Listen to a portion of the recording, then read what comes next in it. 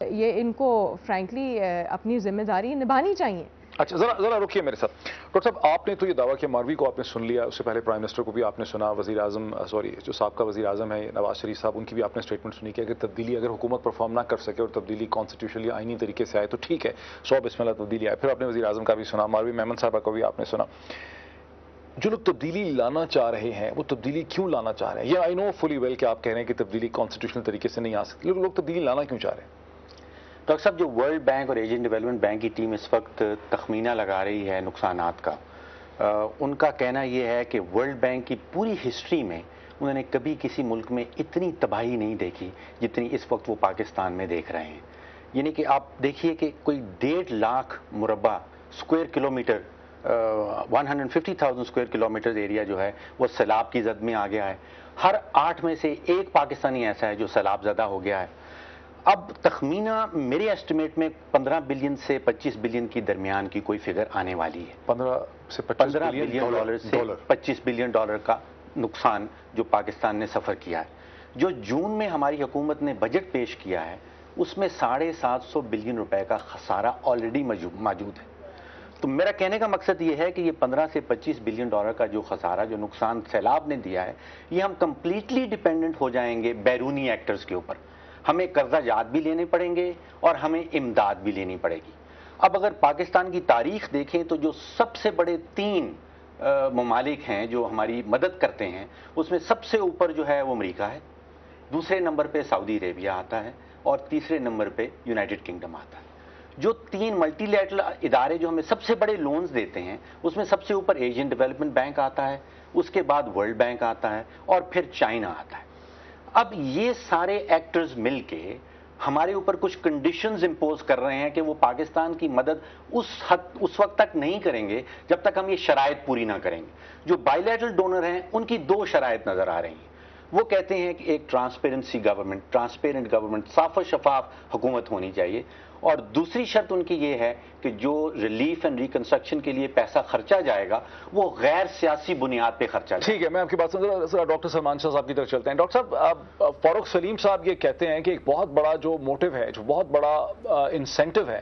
حکومت کی تبدیلی کا یا اسلام آباد میں تبدیلی کا، وہ یہ ہے کہ انٹرنیشنل مالیاتی ادارے اور جو ڈونرز ہیں جو ایسٹیمیٹ کرتے ہیں کہ پاکستان کو 20 سے 25 بلین ڈالر کی امداد چاہیے ہوگی اور وہ بہت جلدی وہ امداد پاکستان کو دینی ہے. اس امداد کو کیسے ٹرانسپیرنٹ طریقے سے پاکستان میں خرچ کیا جائے گا، اس کے لیے پاکستان میں ایک بہتر گورننس ہونی چاہیے، اور اگر پاکستان میں یہ بہتر گورننس کانسٹیٹیوشنل طریقے سے اچیو ہو سکتی ہے یا نہیں ہو سکتی ہے، یہاں پہ یہ ایشو ہے. اور یہ وہ چیز ہے جو پریشر بلڈ اپ کری، اکنامک مینجمنٹ کا جو ایشو ہے وہ پریشر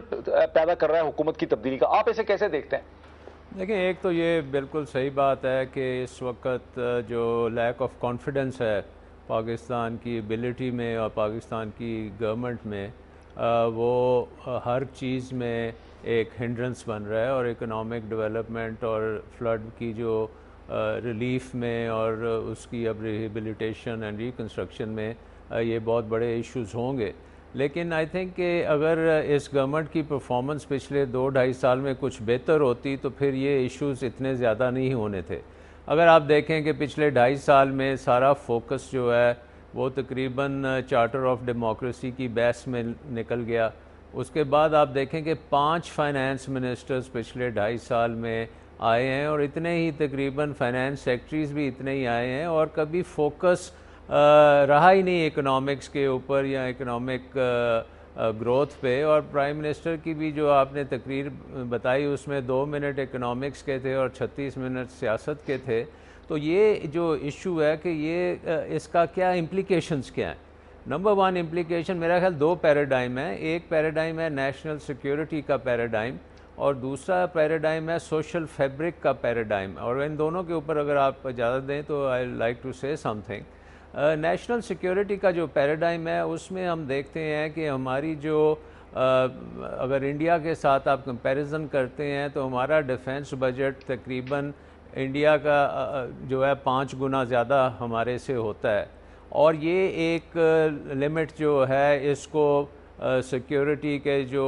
ہمارے پلانرز ہیں وہ ذہن میں رکھ کے اپنی پلاننگ کرتے ہیں کہ اتنا کم از کم ہمیں ڈفرنس پڑے گا. لیکن اگر ہم یہ دیکھیں کہ پاکستان کی اکنامک گروتھ 0 پہ آ جائے اور انڈیا جو ہے وہ 8-10% پہ گرو کرے تو اگلے 5 سال میں یہ جو ڈفرنس ہے 5-1 یہ ایک دم 7-1 اور 8-1 ہو جاتا ہے، اور اگر 10 سال پہ اسی طرح ہم چلتے رہے تو یہ ڈفرنس آلموسٹ 9-1 ہو جائے گا، تو آپ کا ایک انڈیفینسیبل لائن تو ڈاکٹر صاحب باٹم لائن تو پھر یہ ہوئی نا کہ سارا کا سارا جو موٹیویشن ہے، جو سارا کا سارا آرگومنٹ ہے یہاں پہ، جو دلیل ہے وہ یہی ہے کہ چونکہ اکنامک مینجمنٹ پور ہے اور چونکہ پیسہ آنے والا ہے باہر سے $20-25 بلین کا پیسہ انٹرنیشنل کمیونٹی دے گی، وہ چاہتی ہے کہ ایک ٹرانسپیرنٹ میکینزم ہو، اس لیے لوگ تبدیلی کی بات کر رہے ہیں۔ نہیں، اس سے دوسرا ایک جو پوائنٹ تھا نا، جو سوشل فیبرک کا پوائنٹ تھا، وہ بھی بہت امپورٹنٹ ہے کہ دیکھیں ہماری جو آبادی 100 ملین پاپولیشن ہے جو 25 سال سے کم ہے، ہمیں کم از کم 25 لاکھ سے 30 لاکھ نئے جابز ہر سال چاہیے، اور اس کے لیے آپ کو 7-8% اکنامک گروتھ چاہیے، اور وہ ہو نہیں رہی، اور بلکہ پچھلے 2-2.5 سال میں اگر آپ انالیسس کریں تو بہت سی جابز جو ہیں ہم نے لوز کی ہیں، اور لوگوں کے ذہنوں میں یہ بات ہے کہ یہ جو گروتھ نہیں ہو رہی یہ مس گورننس کی وجہ سے ہو رہی ہے اور کرپشن کی وجہ سے ہو رہی ہے، اور لوٹا جا رہا ہے ہماری نیشنل انسٹیٹیوشنز کو، اور روزانہ ایک خبر آتی ہے جس میں ہمیں پتہ لگتا ہے کہ کوئی نہ کوئی جس کو ہم فیملی جول کہتے ہیں وہ لوٹ لیا گیا ہے، اور اس کی کوئی اکاؤنٹیبلٹی بھی نہیں ہو رہی۔ آپ کی بات سمجھ گئے ڈاکٹر صاحب، میرے ساتھ رہی میں ذرا بیگ صاحب، یہ ساری صورتحال آپ نے سن لی، کیا کہیں گے آپ پوائنٹس بھی لکھ رہے تھے؟ دیکھیں جی، سب سے پہلے میں یہ سمجھتا ہوں کہ پاکستان پیپلز پارٹی ایک الیکٹڈ گورنمنٹ ہے اور ان کو پورے 5 سال کرنے چاہیے، تو ماروی میمن بھی کہہ رہی ہیں، ٹھیک ہے نا، کرنے چاہیے اور کریں گے انشاءاللہ، یہ اسی طریقے سے سلسلہ چلتا رہے گا، بٹ کریں گے اور یہ کرنا چاہیے، کیونکہ یہ ایک کرنا چاہیے تو ایک الگ چیز ہے نا، لیکن یہ جو ساری چہمگوئیاں ہو رہی ہیں، منصوبے چھپ رہے ہیں اخباروں میں، plan a, plan be, plan سی، نواز شریف صاحب کہتے ہیں، پھر پرائم منسٹر خود بھی۔ ڈاکٹر صاحب جب بھی پیپلز پارٹی آتی ہے نا تو یہ سلسلہ شروع ڈے 1 سے ہی ہو جاتا ہے کہ آج جا رہی ہے کل جا رہی ہے، اس کو آپ چھوڑ دیں۔ پوائنٹ یہ ہے کہ ڈاکٹر صاحب نے اکنامک گروتھ کی بات کی، یہ مت بھولیں کہ جب پیپلز پارٹی نے ٹیک اوور کیا 2008 میں، ایک وار آن ٹیرر کا ایک سلسلہ چلا آ رہا تھا، اور یہ خود منسٹر رہے ہیں مشرف صاحب کے ساتھ،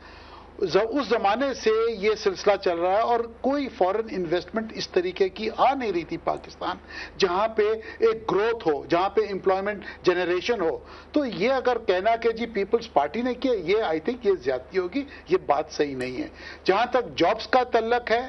میں یہ سمجھتا ہوں کہ آپ سمجھتے ہیں کہ جو ڈاکٹر سلمان شاہ صاحب کہتے ہیں کہ 2-2.5 سال کی پرفارمنس بڑی پور رہی ہے، ماروی میمن کہتے ہیں کہ گورنمنٹ کی پرفارمنس فلڈ کے بعد بڑی پور رہی ہے، یہ فکشن ہے۔ دیکھیں فلڈ سے پہلے بھی بہت پور ہوئی ہے۔ ڈاکٹر صاحب میری بات سنیں،